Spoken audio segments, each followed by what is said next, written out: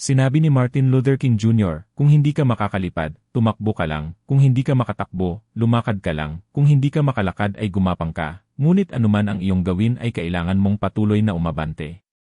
Ano ang iyong mga halimbawa sa buhay nito?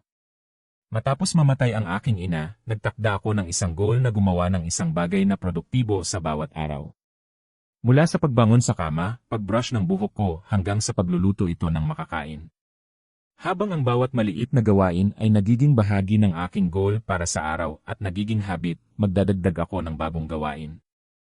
Nagtagal bago maging functional ulit. Talagang parang gumagapang ako habang parang tumatakbo ang iba.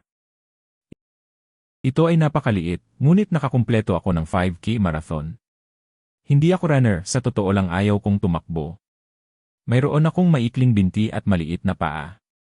Ako ay mabagal at overweight. Nag-train ako kahit hindi gaano. Sinimulan ko ang race sa pamamagitan ng pagtakbo hanggang sa malagutan ako ng hininga. Pagkatapos ay tinuloy ko sa paglakad ng konti at tatakbo ulit hanggang sa matapos. Ako ang pangalawa sa huli na nakatapos, ngunit wala akong pakialam. Isa ito sa pinakamagandang highs na naranasan ko. Masarap sa pakiramdam na magawa ang isang bagay na lagi kong sinasabi sa sarili ko na gagawin ko balang araw. Ngunit hindi kailanman nagkaroon ng lakas ng loob na subukan. Ipinagmamalaki ko ang aking sarili.